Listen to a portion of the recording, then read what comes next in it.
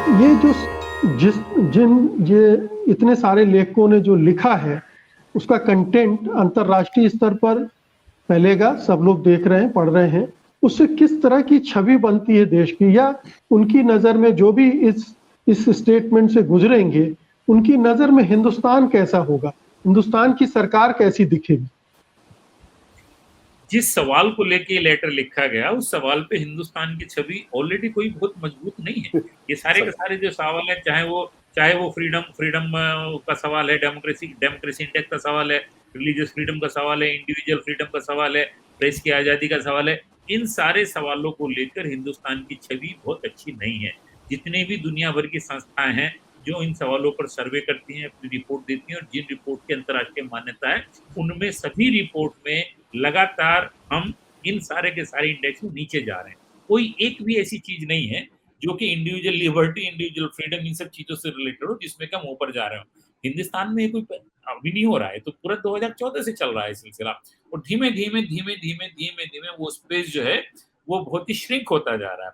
अगर आप देखें कि जब इस पे कन्हैया को अरेस्ट किया गया था, उस केस में आज तक कहीं कोई ट्रायल नहीं दिखाई देता, कहीं कोई कोर्ट में सुनवाई नहीं दिखाई देती। आपने उसको किस दिन या पता नहीं कितने दिनों जेल में रखा था, अब वो केस का क्या हुआ, कहाँ गया, उस टाइम में कितना बड़ा बवंडर उसका बना दिया गया था।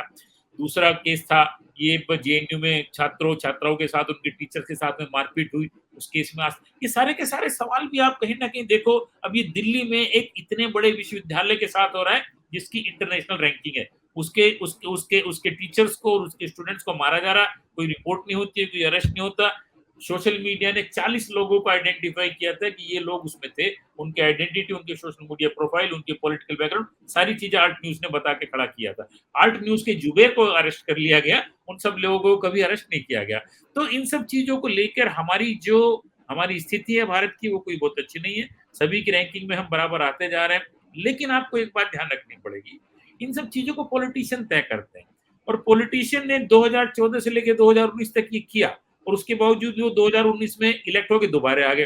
तो वो सब इस चीजों की चिंता नहीं करते हैं। ये सब जो लेटर है, 2 दिन की इनकी न्यूज वैल्यू होती है, ये लेटर को कोई भी राजनेता, इस तरह के लोग जो इनको मतलब कोई एक रत्ती भर भी इनको अहमियत देते नहीं। अभी कुछ दिनों पहले हम लोगों ने देखा था कि साहब ये निकल के आया था कि पेगासस को लेके बहुत सारे लोगों के फोनों की जासूसी हो रही थी, वो भी बहुत बड़ा प्रहार है व्यक्ति की स्वतंत्रता की आजादी को लेके। लेकिन क्या कभी कोई सुना आपने कहीं कोई इन्वेस्टिगेशन हो रही हो? रोज सेंट्रल एजेंसीज जो दुनिया भर के लोगों को इधर उधर पकड़ती रहती हैं, लेकिन पेगासस को किसने लाया, कौन लाया, क्या सुप्रीम कोर्ट ने कोई संज्ञान लिया या किसी और संस्था ने लिया, हमारे ह्यूमन राइट कमीशन ने कोई संज्ञान लिया?